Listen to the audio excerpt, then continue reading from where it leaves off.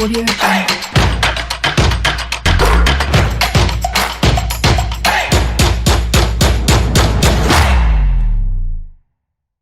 Au sommaire de Plateau Foot Europe. Liverpool inarrêtable, Leicester suit le rythme, Rashford fait chuter Mourinho et Tottenham, plus rien ne va à Arsenal. Marseille signe 5 à la suite, Nîmes et Toulouse à l'agonie. Analyse et commentaires des deux majeurs, puis le calendrier du week-end dans les différents majeurs dans la première partie. La deuxième évoque le 6e ballon d'or de Lionel Messi, controversée logique. Comment s'explique un tel sacre? Mané, le Sénégalais, finit 4e. Crime de lèse-majesté, réaction et avis controversés, bien évidemment sans langue de bois. Des spécialistes attendus dans le débat. Alors, Théo Javon est à la mise en onde. La réalisation vidéo est l'œuvre de Elom Adovon, à suivre sur Radiosport FM TG.com. Moi, c'est Angelo Folico, PFE 603. Bienvenue à toutes et à tous. Alors, nous sommes dans le studio Messanyamé pour évoquer un sujet avec nos invités. Eric Dekadjevi, on vous retrouve avec justement une belle offre. Ce sont des surprises de la part de Canal+, notre partenaire. Alors, pas des surprises en tant que telles, parce que nos abonnés sont habitués, je dirais depuis quelques années maintenant, à terminer l'année en beauté avec Canal+. Oui. Et donc, comme vous le savez, le décodeur il est ramené à moitié prix, à 5 000 francs au lieu de 10 000 francs. Et donc, ceci pour tout le monde décembre. Courez vite, prendre vos décodeurs, vous qui n'avez pas encore les décodeurs Canal+ chez vous. Voilà. Alors, vous aviez parlé d'une offre de 15 jours. Alors, c'est quoi le process exactement? C'est-à-dire que quelqu'un aussi qui ne s'est plus réabonné, ça fait un petit moment, peut-être il était en vacances ou entre-temps coupé. Dès qu'il se réabonne, c'est automatique? C'est automatique. Et quel que soit le bouquet choisi, vous avez droit à la formule Tout Canal+. La formule Tout Canal+, ce sont toutes les chaînes de nos bouquets que nous vous donnons. Quel que soit ce que vous payez, c'est-à-dire aujourd'hui vous payez 5 000 francs, vous avez droit à toutes les chaînes de Canal+ pendant 15 jours. Alors, de façon traditionnelle, quand vous payez 5 000 francs, nous avons ce qu'on appelle la semaine généreuse, si vous réabonnez avant la coupure de vos images. Oui. Et là, c'était 7 jours à la formule supérieure. On a cassé les codes cette fois-ci, on vous donne 15 jours de toutes les chaînes. Et ça, pour vous aider à bien fêter la fête de fin d'année en famille. Alors, à ce niveau-là, c'est pour toutes les formules 5 000, 10 000, de tout canal ou comment? Effectivement, vous payez à partir de 5 000 francs. Vous avez toutes nos chaînes, c'est ce que je disais tout à l'heure. Vous avez toutes nos chaînes pendant 15 jours. Oui. Et donc, après ces 15 jours, vous revenez à la formule pour laquelle vous avez payé. Oui. Donc, si c'est 5 000 francs, vous revenez à la formule de 5 000 francs après les 15 jours. Donc, pour les férus du foot, comme on est sur la radio sportive, exactement. Pour les férus du foot, payez 12 000 francs. Donc, la formule essentielle plus. Oui.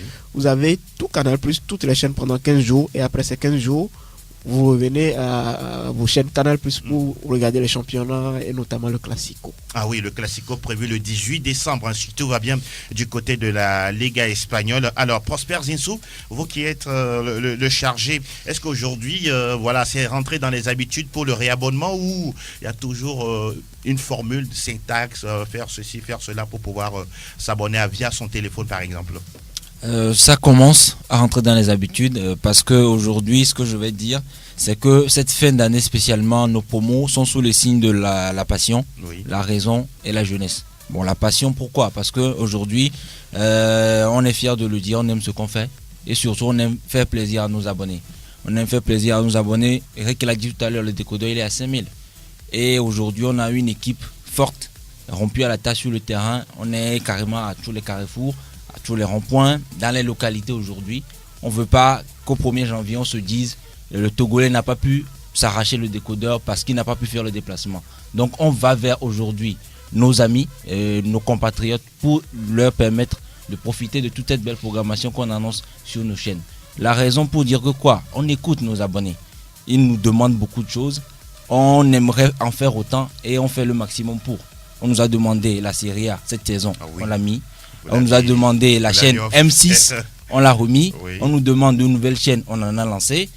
On va encore faire plus, naturellement. Mais sachez qu'on vous écoute et c'est important. Aujourd'hui, la jeunesse également. Vous avez vu nos visuels. Nos visuels, c'est dédié aux enfants. Donc du coup, cette fin de fin d'année, c'est pour les enfants. Donc le Réabo, oui, on essaie d'apporter la solution au plus proche de nos abonnés. Nous avons nos points sur tout l'étendue du territoire. Aujourd'hui, plus besoin de faire la queue au niveau des agences Canal+. On fait le max pour éviter. Depuis des années maintenant, on fait le max pour l'éviter. Nos stations Total sont là, nos partenaires, nos banques UTB. Vous avez les solutions Flouze et Timoni via Après, les vous allez différents passer à notre syntaxes. comptabilité. Parce que là, allez-y toujours. Il y a les différents syntaxes voilà, pour pouvoir vous réabonner. Oui. Donc du coup, on fait le max pour vous et sachez que voilà, les fêtes seront très belles chez Canal. Alors, nous sommes sur un plateau de foot européen. On a parlé tout à l'heure de Serie A, ce qui était une véritable surprise pour les abonnés. La Bundesliga, peut-être dans les mois ou les années à venir, vous ne savez pas. Je ne promets rien ici. Promettez rien. Mais rien n'est Pourquoi impossible. pas? Rien n'est impossible à Canal+. N'est-ce pas? On l'a prouvé par le passé. Oui. Vous vous rappelez quand Adebayor était parti en Turquie, Exact. on n'avait pas le championnat de la Turquie. De la Turquie. Il a suffi qu'on fasse une conférence de presse. Oui. Je me rappelle, c'était lors du lancement de la chaîne A+. Oui. Vous, journalistes, vous aviez posé la question. Vous aviez dit notre star national est dans le championnat du Turquie. Comment le regarder à chaque week-end? Quelques mois après, le championnat a débarqué sur le bouquet Canal+. Tout à fait. Donc c'est pour vous dire, rien n'est impossible. Et puis la bonne nouvelle avec vous, c'est que vous avez également repris les droits de retransmission de la Ligue européenne des champions. Ah oui, c'est oui. une très bonne nouvelle. Très bonne nouvelle. Moi, je suis un peu triste que les gens n'en parlent pas parce que, quand on avait perdu les droits, je me souviens de tout ce qu'on a entendu. Oui. Comme quoi la Champions League n'est plus sur Canal+, et plein d'autres choses. Mais aujourd'hui, c'est une grande nouvelle. À partir de 2021, Oui. nous avons les droits. Et je le répète, c'est la totalité des droits que nous avons. Alors, une petite précision, Oui. cet appel d'offres ne concerne que la France, en fait. Ce D'accord. n'est pas sur l'Afrique. Ok. Sur l'Afrique, tout est sécurisé, en fait. Que ce soit les championnats européens, la Champions League et tout est sécurisé pour les 5 prochaines années. Donc, il n'y a pas de souci à se faire. Par contre, en France, sur le territoire français, on avait un concurrent vraiment farouche qui avait arraché les droits à prix d'or. Mais cette année, tout canal que nous sommes, on est réunis en force. Ah oui, Voilà. comme toujours. Ouais. Alors, avant de vous laisser partir, vous avez un mot de conclusion. Un mot Prosper Zissou. de conclusion, oui, la promo Réabo est jusqu'au 31 décembre. Celle avec le décodeur 2019, Voilà. naturellement, 2019. Après, si on peut faire jusqu'en 2020, c'est pas pour aujourd'hui. Rendez-vous en 2020. Donc du coup, et la promo pour le décodeur à 5000 Oui. continue jusqu'au 25 décembre. Donc ne perdez pas du temps. On vous convie à vous arracher cette promo et à passer de belles fêtes. Alors, Merci. Eric Dekadjevi, on termine avec vous. Ah oui, vous savez, le foot, c'est Canal+. Le sport, c'est Canal+. Donc, je n'ai pas grand-chose à dire. Vous avez un gros week-end qui vous attend. Moi, je suis Des madrilène. matchs sensationnels. Ouais, je suis En Serie A, madrilène en personnellement. Première Ligue. Vous êtes madrilène, c'est oui, ça? oui, 100%. Alors, on vous donne rendez-vous avant le 18 pour parler du Classico. Je serai là. Vous serez là. Je suis prêt. Bien, super. Je suis prêt. Allez, merci à vous tous et merci aux auditeurs. Moi, j'attends le combat. Le défi est déjà lancé. J'attends le combat. Il y a pas de souci. Merci Eric Dekadjevi, vous êtes le responsable réabonnement à Canal+. Vous êtes accompagné de votre collaborateur Prosper Zissou, lui il est le chargé de réabonnement, toujours avec notre partenaire. Fifi, vous pouvez placer un mot avant de les laisser partir. Oui, dis quand même merci pour le championnat féminin. On n'en parle pas beaucoup, mais on a constaté que tu as fait 2 saisons déjà. Exactement, en France notamment. En France notamment, Exactement. où on a droit au championnat féminin avec également des classicos OM Paris Saint-Germain. Oui, tout à fait. Et puis à la Ligue des Champions, la Ligue des Champions des versions féminines. Oui. Donc en tout cas, c'est tout ça là, c'est à mettre à votre actif et félicitations. En Merci. tout cas, Canal+, la totale. Toujours la totale. Toujours. Merci infiniment. On se donne rendez-vous pour d'autres occasions avec vous, bien évidemment. On se donne rendez-vous, bien sûr, toujours dans Plateau Foot Europe et dans d'autres émissions sur la radio qui mouille le maillot. Alors, nous ouvrons désormais la page des majeurs. English Premier League News. Nous parlons de la première ligue anglaise. Romeo Yetor, cette équipe de Liverpool qui est toujours inarrêtable, même si City de l'autre côté s'est relancé dans le championnat.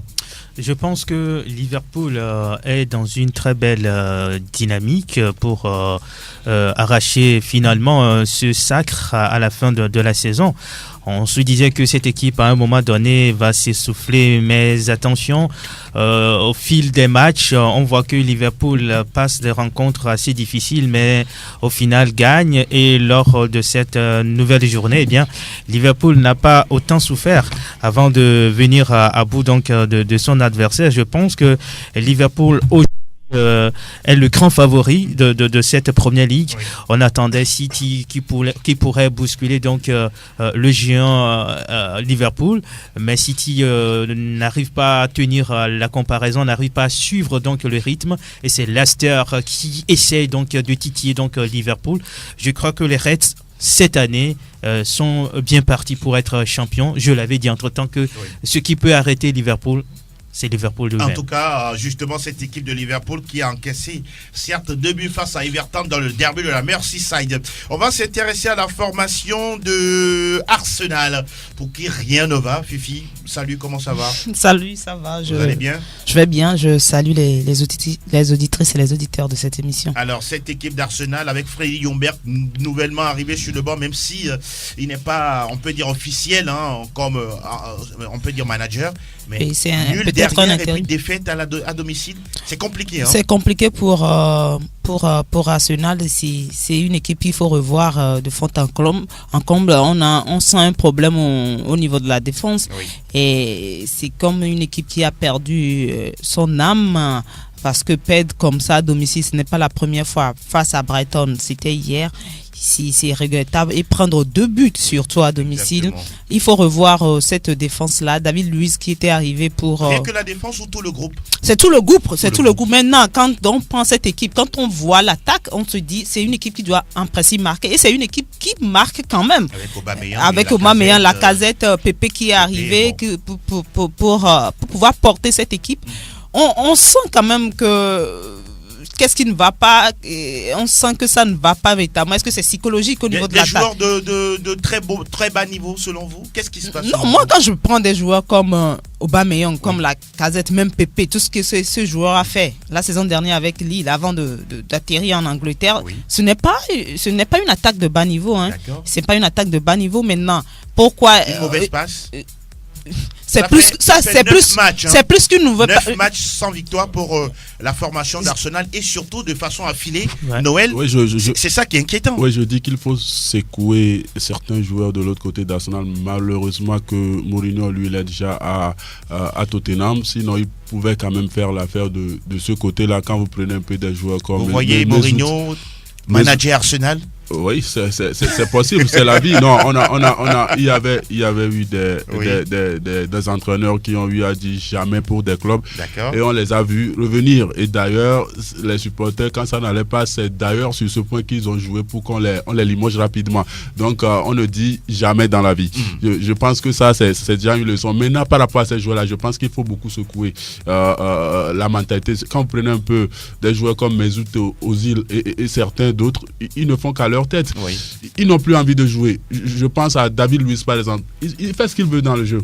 Ljungberg, lui, il n'a pas encore cette cote-là pour pouvoir manager cette formation d'Arsenal. Il faut ramener un autre coach qui est capable de faire un travail psychologique pour ces joueurs-là. Quand vous prenez Emery à son arrivée, il avait quand même essayé de faire quelque chose. Mais il a amené quand même l'équipe en finale de Ligue Europa. Oui, c'est pas rien. Oui, ce n'est pas rien. Mais on sent quand même qu'il y a eu, avant le départ de Wenger, ce sillage-là qui n'est pas totalement, ça n'a pas totalement été éradiqué. Donc je pense qu'aujourd'hui, il va falloir que les premiers responsables de ce club-là essayent de ramener un entraîneur, un coach qui est capable, que ce soit sur le plan du travail, qui se fait, vous voyez déjà avec Tottenham, qui a certains joueurs qui se plaignent. Mourinho est là, il travaille, c'est un travailleur, il faut ramener un travailleur. Mais en dehors du travailleur, il faut qu'il y ait un psychologue, un gars qui est capable de dire, on est là pour jouer, on doit travailler. S'il faut sortir certains du groupe, on les sort et puis on remobilise la troupe. Faire des choix forts. Oui, c'est ça. C'est ça. On va parler de notre club, on va aller très très vite. On va parler de Leicester qui, tient la cadence de Liverpool, qui a battu Watford la dernière fois,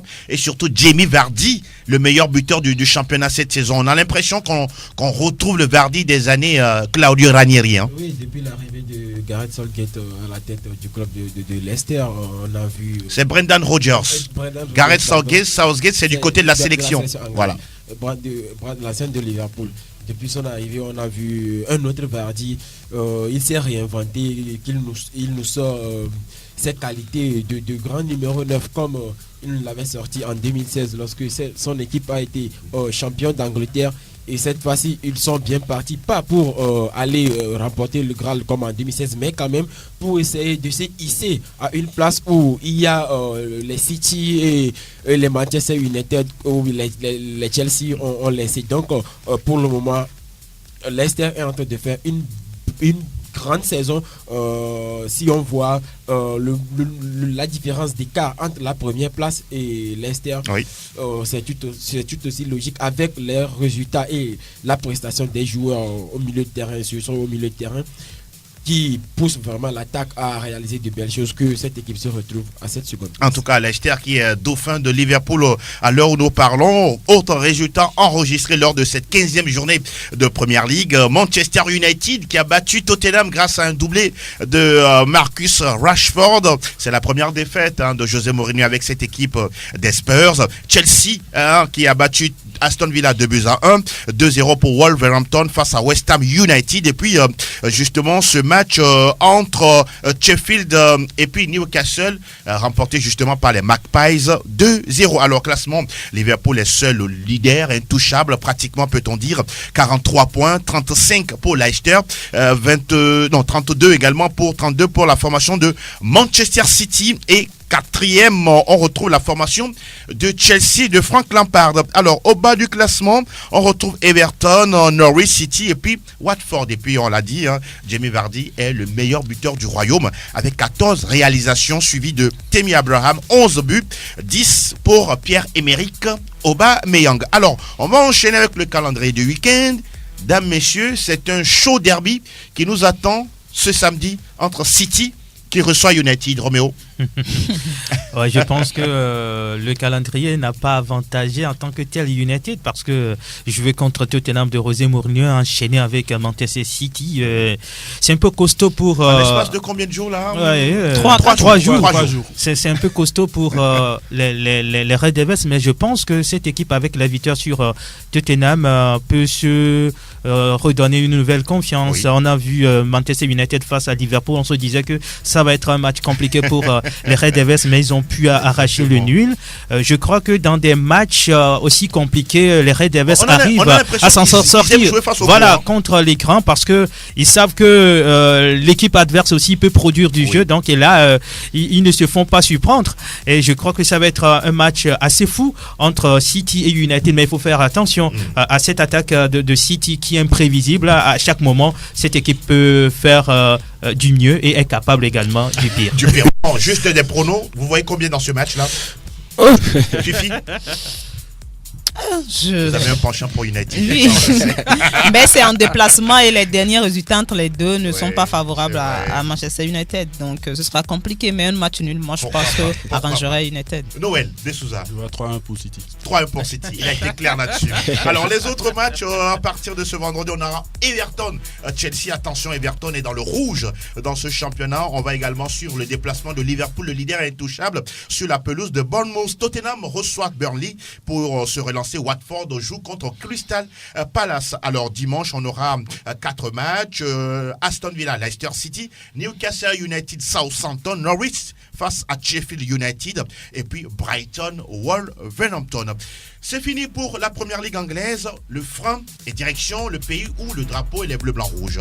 Monaco le champion, et quel spectacle pour une dernière victoire. 100% Ligue 1, Conforama. Lacazette réussit le sien, 28e but de la saison sous les couleurs de Lyon avant de quitter le club.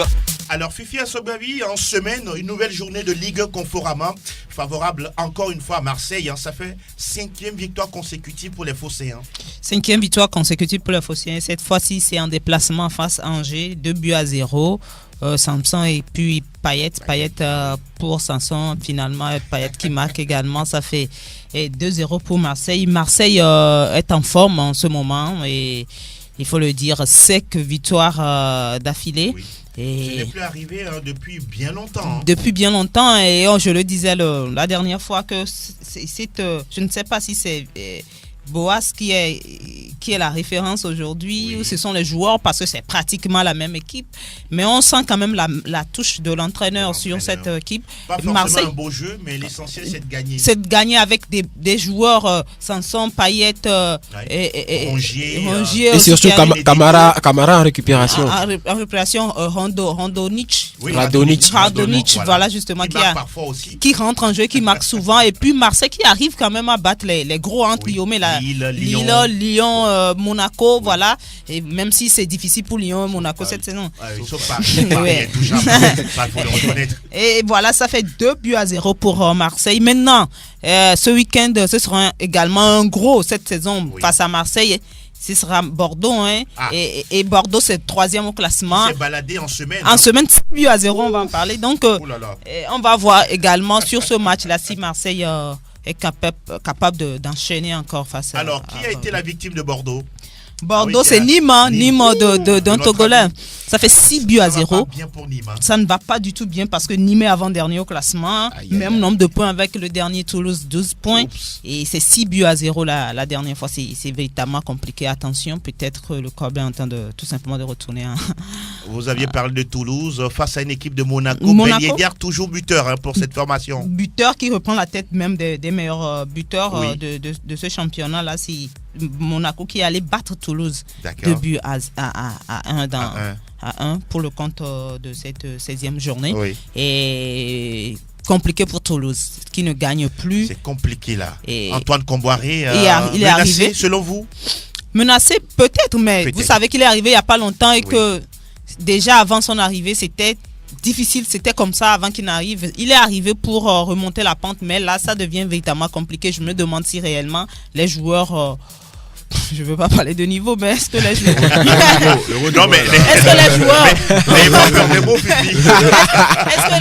est-ce qu'il n'y avait pas un problème avec ces joueurs-là? C'est aussi possible. C'est aussi possible qu'on n'a évidemment pas ces joueurs pour pouvoir jouer. Il va falloir sonner la révolte. Il faut sonner la révolte. Il y a le mercato qui arrive. Il va falloir trouver peut-être 2 ou 3 pions qui puissent aider ce club-là. Alors, on va parler de Lyon.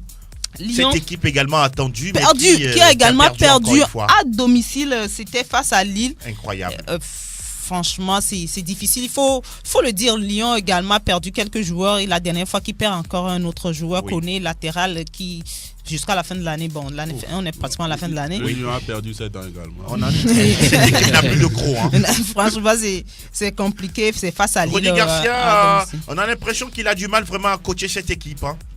Est-ce qu'il est arrivé? Il est arrivé pour relever les défis également, tout comme Camboiré à Toulouse, mais il n'est pas arrivé. Il est arrivé à un moment où il a quand même quelques blessés. Quand on prend des pailles comme ça, qui est l'un des meilleurs de cette équipe, qui porte même l'équipe de Lyon, il doit se priver d'un tel joueur depuis plusieurs journées maintenant. Bon, ce sont des choses qui arrivent. Ce sont des choses qui arrivent, mais il faut composer également avec ces choses-là.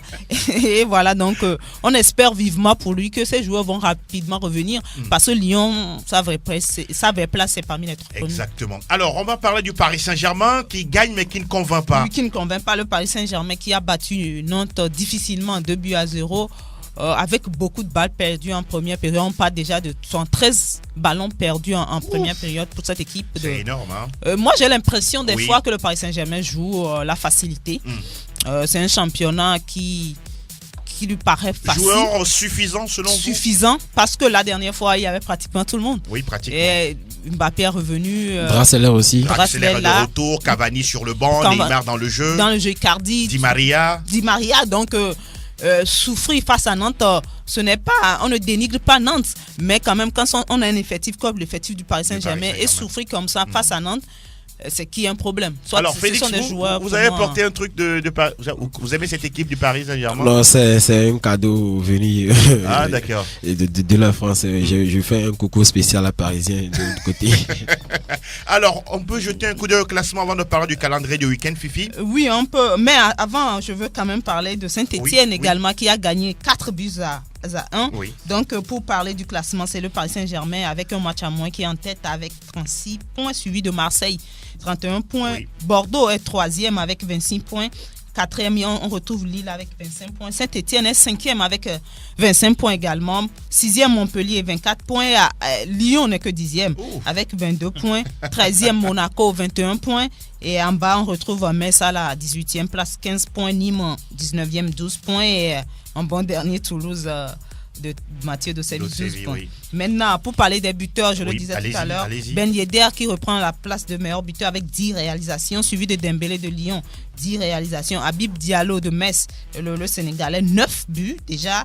Et Victor Osimhen de Lille, 8 buts. Depay, même blessé, est dans le top 5 avec 7 buts. Et j'aimerais bien parler de ce joueur gabonais, Denis Bouanga. Denis Bouanga qui est en forme, qui porte le Live Saint-Etienne. Ouais, un doublé le mercredi ou le mardi dernier avec 7 buts également à la 6e place. Mais je ne sais pas si on doit parler de la 17e journée. Allons-y, rapidement. On annonce le calendrier. Déjà, ça commence aujourd'hui avec Lille qui reçoit Brest, Nîmes qui joue Lyon. Peut-être le Lyon va pouvoir refaire. Mais Nîmes aussi a besoin de points. A besoin de points, donc ça sera un peu compliqué. Mais je pense que ce sera plus compliqué pour Nîmes. Voilà. Le samedi, il y a Montpellier qui reçoit Paris Saint-Germain. Ce sera un match intéressant parce qu'on sait que Montpellier aime beaucoup ces rencontres des grands. Et le Montpellier, sur les dernières années, a déjà battu le Paris Saint-Germain en championnat. Et Nice qui joue Metz. Et Reims, Angers, Strasbourg, Toulouse. Et le dimanche, il y a Reims, Saint-Etienne, Nantes, Dijon. Et en clôture, un intéressant Marseille, Bordeaux. Ah oui, un classique du foot français, Marseille-Bordeaux. Ah oui, à suivre à tout prix du côté du Vélodrome. Fini pour la Ligue 1. Cette fois-ci, direction le pays d'adoption du Ballon d'Or. Salta el Madrid, salta el Barça, arranca el clásico. Está el tiempo de la Liga. Sí, suena la que recibe de Casemiro, haga la primera, gol. Alors, Seigneur Yétor, on va s'intéresser à l'actualité du côté de la Liga espagnole. Nous partons de la 16e journée de la Liga espagnole qui s'ouvre ce vendredi avec la réception d'Atlético Madrid par Villarreal. Atlético, souvenez-vous, a été battu dans ce mini-classico par le Barça, 1-0 à domicile. Demain samedi, à suivre Real Madrid contre Espanyol Barcelone. Un autre mini-classico également. Sauf que les Madrilènes ont beaucoup de joueurs à l'infirmerie. On parle de Marcelo, on parle de Gareth Bale et d'Eden Hazard. Ça vient un mauvais moment. Là. Ça vient un mauvais moment justement pour le Real Madrid qui joue contre Espanyol Barcelone. Parce que quand on joue contre un club catalan, il faut toujours gagner parce qu'il y a toujours cette rivalité entre les supporters des deux villes, si on peut le dire ainsi. Alors toujours demain samedi à suivre Grenade contre Alaves, Levante reçoit Valence, Mallorca est en déplacement chez le Football Club Barcelone, un autre Real justement. Dimanche, Eibar contre Getafe de Gintaconam, Betis Séville se mesure à Athletic Bilbao. Valladolid contre Sociedad, Leganés face à Celta Vigo et puis le Football Club Séville est en déplacement sur la pelouse de Osasuna. Voilà le programme de la 16e journée de la Ligue espagnole. Alors Félix, la blessure d'Eden Hazard, de Marcelo, de Gareth Bale à quelques jours du Classico, mauvaise nouvelle pour le Real Madrid. Oui, mauvaise nouvelle pour le Real Madrid, même si on sait que récemment la mayonnaise essaie de prendre du côté de l'équipe de Zinedine Zidane, mais logiquement Zinedine Zidane devrait avoir son groupe au grand complet pour aller affronter le Barça, même si on sait tous que le Barça, même si ça va mal, il y a toujours un génie de l'autre côté qui essaie de gagner le match à lui tout seul. Or, cette saison, le génie du côté du Real de Madrid, cela devait être Eden Hazard qui est sur une béquille, même si Karim Benzema est sur une autre planète, dans une autre dynamique cette saison. C'est serait un petit peu compliqué qu'il fasse le travail tout seul lorsqu'il est orphelin de Gareth Bale de l'autre côté et d'Eden Hazard de l'autre. En tout cas, on suivra la sortie du Real Madrid ce week-end avec cette cascade de blessures. Gracias, Señor Yétor. Cette fois-ci, nous parlons du foot. Herzlich willkommen zum Bundesliga. Alles über Bundesliga. Alors, foot allemand à présent avec la 14e levée de Bundesliga qui démarre ce vendredi avec le duel Eintracht Francfort-Hertha Berlin. Et puis samedi, on aura 6 rencontres et pas des moindres. Leipzig face à Hoffenheim, Mönchengladbach face à la formation du Bayern Munich. Alors Noël, cette équipe de Mönchengladbach, certains pensent que c'est pour l'instant un leader par défaut de ce championnat allemand. Vous voyez la même chose? Je ne le pense pas parce qu'ils ont eu le mérite d'être à cette place-là. Ils ne l'ont pas volé. Ils ont joué pratiquement les mêmes journées, d'ailleurs les mêmes minutes, et ils sont arrivés. Ils ont eu à traverser tous les moments, hein, et ils gardent toujours cette place-là. Je pense que on peut quand même se dire que ce club-là ne va pas finir la saison, hein, à cette position, mais ça veut dire qu'ils peuvent au pire des cas être européens, au pire des cas jouer la Ligue Europa. Je pense que c'est une belle performance qu'est en train de réaliser ce club-là, et il ne faut pas dire que les autres n'ont pas été, hein. Quand on prend un peu le Bayern Munich, c'est le chaud et le froid. Battu à domicile. Oui. Ils sont capables de mettre 7 buts à Tottenham et derrière d'aller prendre une claque. Donc ça veut tout simplement dire que ce club-là n'est pas stable. Également Dortmund, le Bayern et Dortmund, c'est le chaud et le froid. Donc je dirais tout simplement que ce club-là a le mérite d'être à cette place, et moi j'aurais même souhaité, hein, si c'est possible, qu'il soit, pourquoi pas, premier ou deuxième. Ce serait quand même le mérite. C'est un championnat où tout est possible. Oui, tout est possible. Ah oui, on rappelle qu'il n'y a que 1 point entre Gladbach et puis son poursuivant immédiat qui n'est autre que Leipzig, et 4 points sur le Bayern Munich. En tout cas, à 13 journées, rien n'est encore joué dans ce championnat. Autre match à suivre, Fribourg face à Wolfsburg, Mayence qui se déplace du côté d'Augsbourg, Bayer Leverkusen qui est au révélateur de Schalke 04. Ah oui, ça promet un match fou du côté de la B Arena, parce que le Bayer Leverkusen au classement est 7e, Schalke est 3e. Donc l'enjeu, il est total dans cette partie. On va terminer ce tour du côté de l'Allemagne avec les 2 autres journées prévues pour cette 14e levée. Il s'agit de l'Union Berlin face au FC Cologne, et puis Paderborn qui joue sur la pelouse du Werder Bremen. Fini pour la Bundesliga, nous clôturons le tour des majeurs avec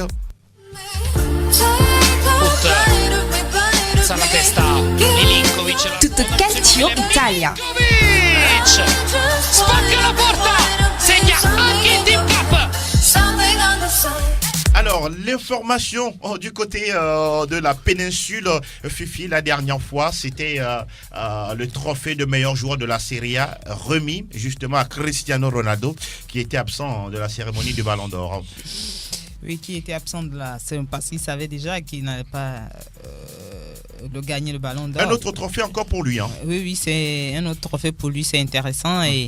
Et on le disait là, est-ce qu'il méritait pas la saison dernière, mais c'est lui qui le gagne. Et c'est intéressant, si ça fait un autre trophée, il en a plein, et ça ne fait que le booster. On espère le voir, ou bien on doit le voir sur un meilleur niveau cette saison, ce qu'on ne voit pas encore avec la Juventus depuis le début de la saison. Il n'est pas là où on l'attend, pour le moment, mais bon, on vient de commencer le championnat, et on espère que d'ici là, il va pouvoir se maintenir à son niveau et continuer à gagner des titres. Et surtout ce week-end, messieurs, il y a un fumant Lazio Rome Juventus, un duel entre 2 grands buteurs, Ciro Immobile et Cristiano Ronaldo. Ciro Immobile qui a déjà 17 buts contre Cristiano qui en a 7 pour l'instant. En Italie, Ciro est en train de battre tout simplement Cristiano Ronaldo sur le plan de faire trembler les filets. Cristiano ne se retrouve pas encore à la Juventus de Turin, et je pense que cette rencontre va être très très disputée, quand on sait qu'en milieu de semaine c'était 1-2 partout entre Sassuolo et Sassuolo. C'était un penalty de Cristiano Ronaldo qui permettait à la Juve de revenir dans cette rencontre-là. Maintenant, la question ou l'interrogation que j'ai eue par rapport à cette cérémonie de remise de meilleur joueur de la Serie A italienne à Cristiano, pourquoi avoir organisé cette cérémonie au même moment que le Ballon d'Or? Si Cristiano devait être plébiscité, si Cristiano était le Ballon d'Or, est-ce que les organisateurs de la Serie A allaient organiser cette cérémonie au même moment? C'est la question qu'il faut se poser. La question est pertinente. Donc, c'était une interrogation. Va-t-il laisser cette cérémonie en Italie pour celle à Paris? Non, elle n'est pas l'organiser en Italie. Hein. Je suis sûr que si Cristiano était Ballon d'Or, on n'allait pas organiser la cérémonie. C'est ce qui donc, quelque part, c'est bien calculé. Oui, c'est bien calculé. Une manière de dire, tu es notre champion, c'est toi qui relèves notre championnat. C'est d'ailleurs pour ça qu'on te donne ce titre-là. Félix, ce match entre la Lazio et puis la Juve, parce que la Juve est aujourd'hui distancée certes petitement par l'Inter Milan, mais la Juve ne doit pas perdre ce match pour rester dans la roue de l'Inter Milan. Oui, nous savons tous que ça ne va pas du côté de la Juve, même si ils ont remporté le derby face à l'Inter Milan pour la première manche. Pour ceux ici à la tête du championnat, mais ils l'ont perdu parce qu'il y a une équipe de l'International qui carbure très bien. Mais face à la Lazio, ce n'est jamais gagné d'avance. Les derbys du côté de la Serie A sont vraiment importants, que la rivalité, l'histoire sont toujours mises à valeur. Donc, ce serait un match piège pour la Juventus de Turin qui au finish pourrait ressortir avec une victoire. En tout cas, le mano à mano, on va le suivre du côté de l'Italie. Roméo, ce vendredi, l'Inter reçoit l'AS Roma. C'est un match également de haut niveau. Oui, la Roma, on connaît bien cette équipe-là en Italie. L'Inter Milan, je crois que le fait d'avoir prendre la tête du classement, c'est une forme, ou bien c'est une manière de dire que l'Inter peut garder la tête. Un message envoyé. Un message envoyé justement à la Juve. Maintenant, il faut gagner le match contre la Roma. Ça va être compliqué, certes, mais l'Inter est à domicile, peut-être aura l'avantage du terrain, du domicile. Et puis surtout avec ces deux flèches, Lukaku, Martinez. Lukaku qui fait partie des meilleurs buteurs de la Serie A. Peut-être il va encore marquer pour permettre à son équipe de gagner.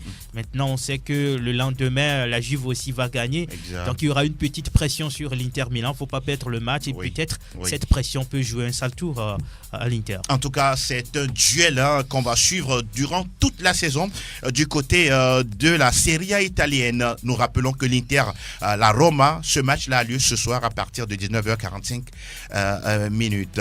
Alors, l'Atalanta joue demain samedi face à Hellas Vérone. Udinese reçoit la formation en crise du Napoli. Et puis, la Lazio Rome, on l'a dit, joue face à la Juventus. Dimanche, on aura 6 rencontres Sassuolo-Cagliari. Cagliari qui est la surprenante équipe de ce début de championnat du côté de l'Italie. On va en parler lundi à venir. Bologne reçoit le Milan AC. Et puis également, c'est intéressant, Torino-Fiorentina, à l'absence d'un certain Franck Ribéry, blessé il y a quelques jours. Alors, fini pour la Serie A italienne. Cette fois-ci, oui. Mesdames, messieurs, on va faire le débat. Maintenant, là, sans langue de bois, chacun ira de son commentaire concernant le 6e ballon d'or de Lionel Andrés Messi. Le débat des spécialistes.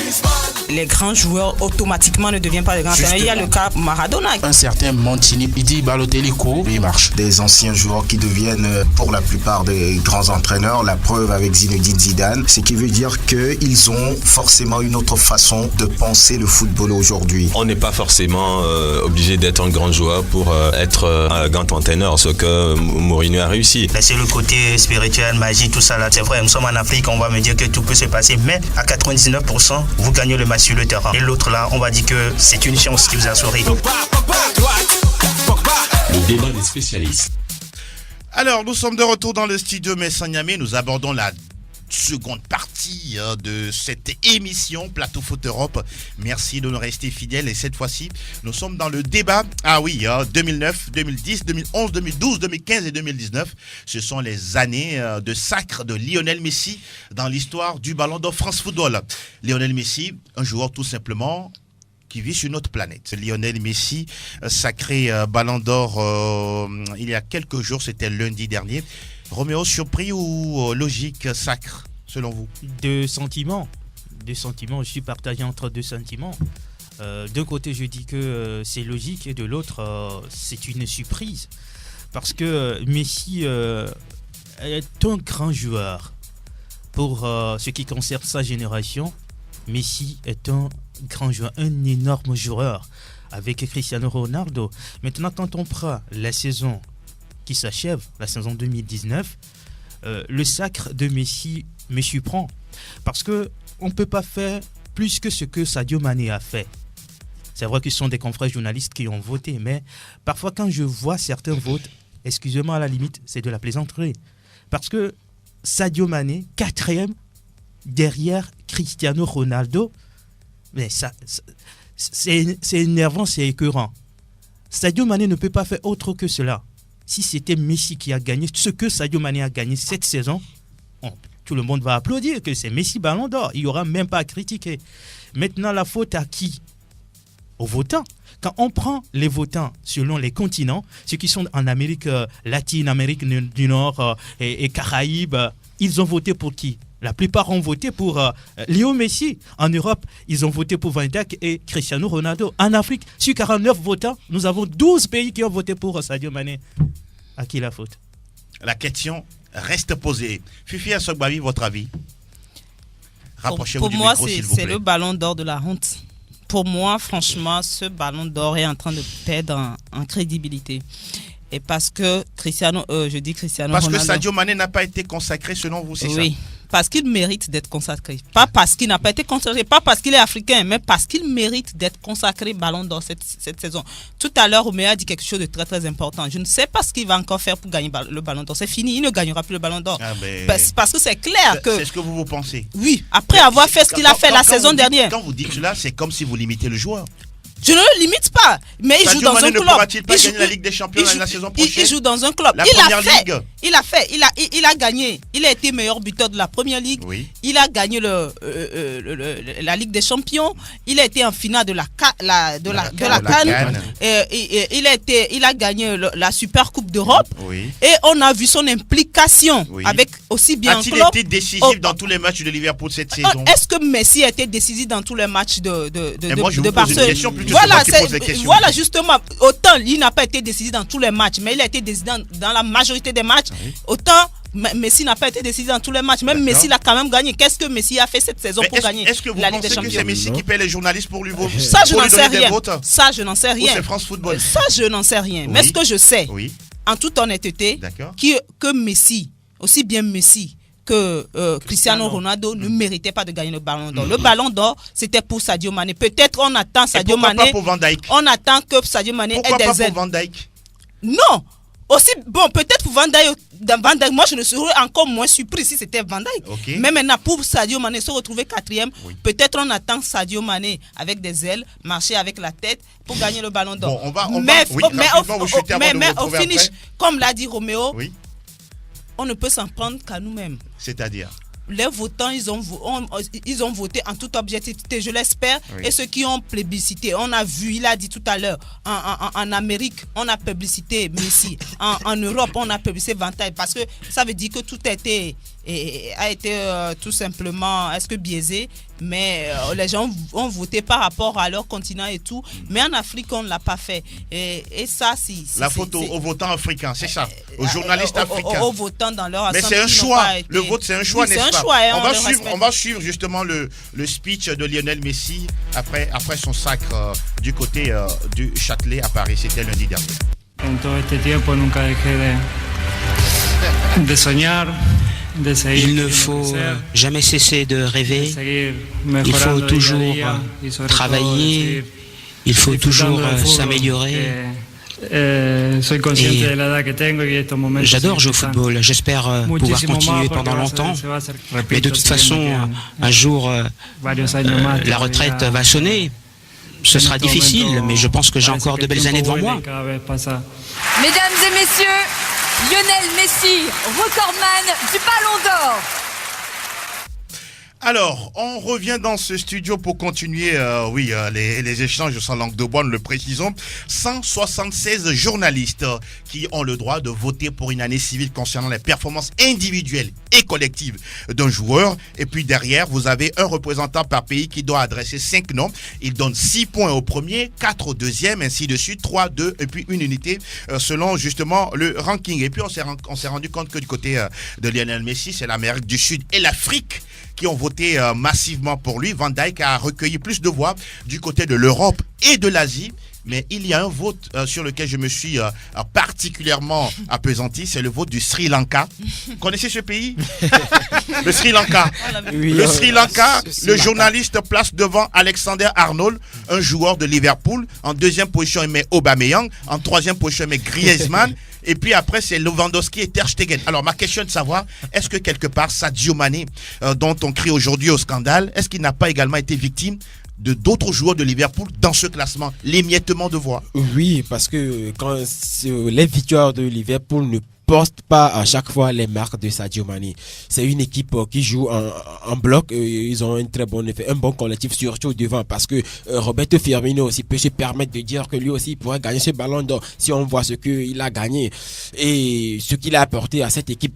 Autant Salah en a fait autant, mais pour Sadio Mané, c'est qu'il a fait une saison sur le plan personnel qui s'est un petit peu détaché de ses autres coéquipiers. Mais quand j'ai entendu des confrères dire autour de cette table que Sadio Mané pourrait pas faire plus que ce qu'il a fait, je ne suis pas. Vous n'êtes pas d'avis. Je n'ai pas dit ça. Non, mais on est dans le débat. Fifi, laisse-le terminer. Allez-y. Je ne suis pas d'accord qu'on me dise que qu'est-ce que Sadio Mané pourrait faire de plus que ce qu'il a fait cette saison pour avoir le ballon d'or. Déjà, lorsque vous êtes en concurrence avec des joueurs comme Cristiano Ronaldo et Lionel Messi, déjà vous partez déjà avec 1 mètre de retard. Donc il va falloir faire les choses au grand complet, pas à l'insuffisance. Je m'explique. Sadio Mané sur la Coupe d'Afrique des Nations, il n'a pas été le meilleur joueur ni le meilleur buteur. Oui, il a fait une bonne CAN, mais pas une grande CAN. Ça, c'est une triste réalité. Revenons sur la première. On peut reprocher certaines choses à Sadio Mané, tout comme à Lionel Messi. Là où revient le débat, si Lionel Messi méritait son ballon d'or, tout comme Sadio Mané, parce que Lionel Messi aussi n'a pas su voler les débats comme il a l'habitude de le faire. Exact. Si on se rappelle du ballon d'or de Lionel Messi en 2015, ce n'était pas en décembre ou en janvier que Lionel Messi a reçu ce ballon d'or, mais déjà même lors de la demi-finale du match face au Bayern de Munich, que Lionel Messi a déjà son ballon d'or. Si Lionel Messi aussi avait remporté la Ligue des Champions cette année comme Liverpool, il n'y aura pas de débat. Nous saurons d'emblée que le ballon d'or serait automatiquement à lui. Donc sur ce point, j'aimerais faire un appel à ces joueurs africains. Vous avez critiqué également les votes des journalistes africains. Oui, parce que si les votes du Sri Lanka, on pourrait dire oui, c'est le Sri Lanka, le football, ils ne suivent pas le football comme on le perçoit. Mais il va falloir qu'on attribue ces votes aux journalistes qui le méritent, parce que je peux parler du cas du Togo, s'il y a la référence sportive où tout le monde sait qu'il y a de très bons journalistes de ce côté qui suivent très bien et qui vivent le football. Comment se fait-il que la maison de la référence ne choisit pas les joueurs pour le Togo, et il y a des journalistes de la place qui choisissent? Ils sont libres, chacun est libre de choisir. Mais vous n'avez pas compris ce vote, c'est ça? Oui, mais comment est-ce que sur les prestations de Sadio Mané, on place Sadio Mané en bas à la 5e position pour un pays comme le Togo? Alors Noël, il y a parfois également ce mot qui est lâché par certains observateurs, comme quoi ça a été un vote en guillemets raciste, parce que si Sadio Mané était Manénino ou voilà, ça était un blanc, ça c'est Habibé qui le dit. Il aurait le ballon d'or. Vous voyez également ce vote de ce côté-là? Je dis que c'est un faux débat, un faux débat. La preuve, c'est que les votes des Africains, Messi a battu Mané chez lui. Messi, le ballon d'or, a battu Mané chez lui. Et quand vous êtes en compétition et ceux de votre maison, ceux qui doivent vous supporter, disent que c'est l'adversaire qui a gagné, ne venez pas dire que c'est le racisme. Est-ce que vous comprenez le choix des journalistes africains en mettant Messi devant? Vous le comprenez? Je ne comprends pas leur choix. Ce que je vois, c'est qu'ils ont mis Messi devant. C'est ça. Et pour moi, parce que j'étais dans le domaine du football avant que Messi ne commence pas à jouer avec le FC Barcelone officiellement. Et je pense que c'est un joueur énorme, hors norme. Maintenant, quand on revient sur tout ce qu'a fait Lionel Messi, mais je suis ébahi d'entendre Fifi me dire il ne sait pas ce que Messi a fait pour être ballon d'or. Messi, c'est une cinquantaine de matchs et une cinquantaine de buts, Madame Fifi. Maintenant, si on me dit que le ballon d'or est en train de perdre sa crédibilité, je dis que c'est faux. Et c'est faux. France Football savait très bien que s'ils mettaient des spécialistes dans une chambre et on sortait le nom du ballon d'or, que c'était Messi, vous allez crier au scandale. Qu'est-ce qu'ils ont fait? Ils vous permettent de voter. Vous plébiscitez la personne et on me dit que le ballon d'or perd, je dirais, sa valeur, mais je tombe des nuées là. Klopp, qui est l'entraîneur. Vous ne comprenez pas cela. Klopp, qui est l'entraîneur de Liverpool. Qu'est-ce qu'il a dit? Vous voulez remettre le ballon d'or au meilleur joueur de sa génération, de tous les temps, remettez-le à Messi. Vous voulez le remettre au joueur de l'année, remettez-le à Van Dijk. Quand vous prenez tous ces clubs-là, ce sont de grosses écuries. On prend le FC Barcelone, qui soutient Messi. On prend peut-être le Real ou un autre club. Liverpool soutenait qui? C'était Van Dijk. Maintenant, je ne pense pas que c'est l'erreur de Messi ou c'est la faute à Messi si les ballons d'or. Je dis tout simplement qu'il va falloir qu'on on comprenne en Afrique que ce n'est pas seulement le fait de rentrer sur l'aire de jeu, de jouer, de sortir, qui permet d'être célèbre. Il faut travailler sur beaucoup de points. C'est ce que les Africains ne comprennent pas et on crie au racisme. On est très très en retard et je pense qu'il va falloir qu'on change cette mentalité. Alors voilà Kelly. Oui, mais avant, il faut que je précise. S'il vous plaît, Fifi, vous n'avez pas encore la parole. Vous n'avez pas encore la parole. Nous rappelons que le décompte nous donne ceci, Messi 686 points, 679. Il n'y a que 7 petits points entre Messi et Van Dijk. C'est l'écart le plus serré de toute l'histoire du Ballon d'Or. Troisième, Cristiano Ronaldo, 476. Mané vient en 4e position avec 347 points. On retrouve également Riyad Mahrez, 10e. Oui, il boucle le top 10 avec 33 points. 30 secondes. Oui, 30 secondes. Ce que je vais ajouter d'abord, par rapport à ce que mon frère a dit tout à l'heure, c'est que... Félix. Oui, je n'ai pas dit Mané ne pourra plus faire ce qu'il a fait. J'ai dit, qu'est-ce qu'il peut encore faire plus que ça pour avoir le Ballon d'Or? Parce que toi, qu'on sache, aujourd'hui, cette saison, Mané est déjà en retard pour le Ballon d'Or. Hein. Ouais. Mané est déjà en retard, Messi est encore en avance. Et il faut avoir le courage. Pour cette saison, je suis d'accord que pour le moment, Messi est en avance. Donc, même si Mané fait ce qu'il a fait la saison dernière, avec l'avance qu'a pris Messi, ce sera encore difficile. C'est pourquoi je dis la saison dernière, Messi était en retard. Et c'est la saison, au fait, qui permettait à Mané de gagner le Ballon d'Or. C'est ce que je voulais dire quand je dis qu'est-ce qu'il va encore faire par rapport à cette saison pour pouvoir fait l'année dernière. Voilà, on sait tous par exemple, commencer par battre Messi en Ligue des Champions en étant Félix, vous n'avez pas la parole, s'il vous plaît. Attendez. Et Messi aujourd'hui, par exemple, est véritablement, c'est ce que je voulais dire, est véritablement en avance par rapport au Ballon dans cette saison. Mais il y a encore beaucoup de chances à venir. C'est pourquoi je dis, la saison dernière, c'était la saison de Mané, parce que Messi n'était pas tellement en forme. On ne connaît tous que Messi, c'est un génie du ballon. Oui. C'est pratiquement, fait partie des meilleurs de sa génération. Pas la saison d'Alisson Becker. Voilà, c'est ce que moi je disais. Maintenant, quand je dis que le Ballon d'Or est en train de perdre sa crédibilité, ça n'engage que Fifi. Absolument, c'est votre avis. C'est mon avis et je le dis et je le précise. C'est mon avis de dire que ce n'est pas vrai. C'est mon avis de dire que ce n'est pas vrai. Non. Ce n'est pas parce que Mané n'a pas Ballon d'Or que le Ballon d'Or est en train de perdre sa crédibilité. Le Ballon d'Or perd sa crédibilité. La FIFA a repris ce Ballon d'Or et après cédé la main à France Football. Écoutez, quand on met Cristiano Ronaldo devant Sadio Mané, vous trouvez ça normal? Voilà, vous trouvez ça normal? À plus de 300 voteurs et à plus de 300 voteurs. Les Africains ont donné le Ballon d'Or à Messi. Ne crions pas au racisme et ne disons pas que le Ballon d'Or est en train de perdre sa crédibilité. Madame Fifi. Au niveau de France Football, il faut revoir, il faut peut-être revoir. Oui, tout à fait. Pourquoi pas? Il faut voir les ça, je suis d'accord. Mais dit que ça perd sa crédibilité et racisme, je dis que ça non, non. Et pour ça, il faut revoir la base des journalistes qui sont des voteurs. Il faut peut-être dire ça. À l'émission, en souhaitant un bon anniversaire à Adler Wilson et puis à Nicolas, il va se reconnaître. Roméo, votre salutation. Ma salutation, c'est un coup de gueule. Ne pensons pas que tout ce qui vient de l'Europe là est mieux que ce qui est ici. N'est-ce pas, Félix? Non, un coucou spécial à tous ceux qui ont reconnu la voix. Non, c'est tous ceux qui nous ont suivis. Non, je n'en fais pas trop pour Messi. C'est un joueur, un homme, il mérite plus que ça. Bonne dédicace. Dédicace, oui, à la professeure, je l'ai dit. D'accord. Merci Roméo, merci Noël de Souza. Mille merci à Sa Majesté Fifia Sogbavi et également à Félix Walla. La mise en nom de ce numéro a été l'œuvre de Tewa Javon. Merci également à Elom Adobon qui a assuré la vidéo de cette émission à retrouver sur le www.radiosportfmtg.com et vous avez l'occasion de la partager comme vous voulez. Alors c'est tout pour aujourd'hui, on se donne rendez-vous lundi. Passez surtout un super week-end. À très bientôt. Ciao, ciao.